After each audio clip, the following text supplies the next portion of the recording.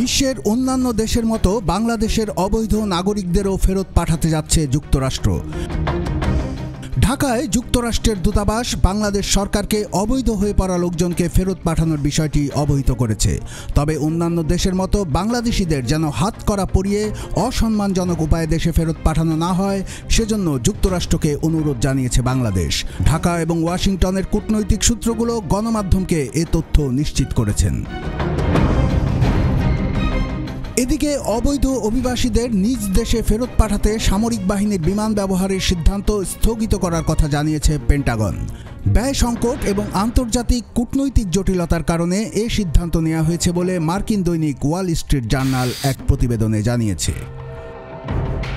পররাষ্ট্র মন্ত্রণালয়ের কর্মকর্তারা জানিয়েছেন, যুক্তরাষ্ট্র বিভিন্ন দেশে তাদের দূতাবাসের মাধ্যমে সে দেশের অবৈধ হয়ে পড়া লোকজনকে ফেরত পাঠানোর বিষয়টি অবহিত করছে।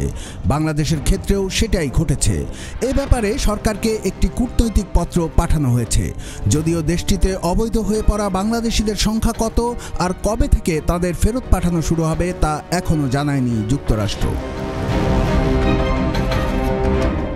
এদিকে যুক্তরাষ্ট্রে অবৈধ হয়ে পড়া লোকজনকে ফেরত আনার বিষয়ে স্বরাষ্ট্র উপদেষ্টা অবসরপ্রাপ্ত লেফটেন্যান্ট জেনারেল জাহাঙ্গীর আলম চৌধুরীর সভাপতিত্বে আন্তঃমন্ত্রণালয় বৈঠক অনুষ্ঠিত হয়েছে। বৈঠকে উপস্থিত কর্মকর্তাদের সূত্রে জানা গেছে, নাগরিকত্ব নিশ্চিত হওয়া সাপেক্ষে যুক্তরাষ্ট্রে অবৈধ হয়ে পড়া বাংলাদেশের লোকজনকে ফেরত নেওয়া হবে।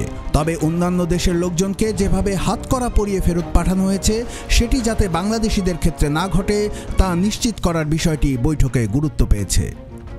এদিকে ঢাকা ও যুক্তরাষ্ট্রে কর্মরত পররাষ্ট্র মন্ত্রণালয়ের কোনো সূত্র যুক্তরাষ্ট্রে কী পরিমাণ অবৈধ বাংলাদেশি অভিবাসী রয়েছেন সে বিষয়ে কোনো তথ্য দিতে পারেনি।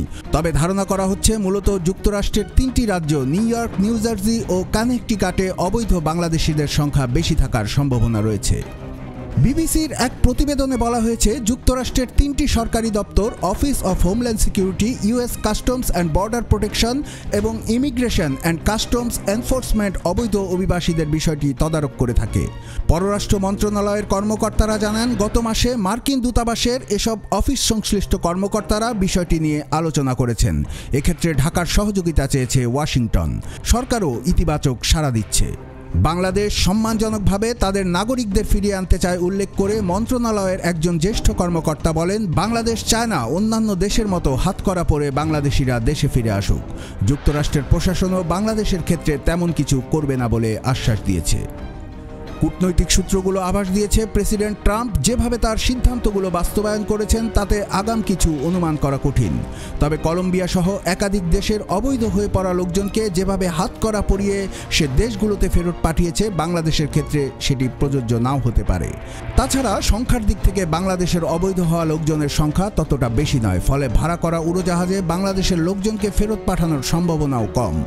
আর অতীতে অপরাধে জড়িত থাকার রেকর্ড কিংবা অবৈধ হয়ে পড়ার পর দেশে আসার ক্ষেত্রে বৈরী আচরণ না করলে বাংলাদেশের লোকজনের সঙ্গে অসম্মানজনক আচরণ করা হবে না বলে ধারণা করছেন কূটনৈতিক বিশ্লেষকরা।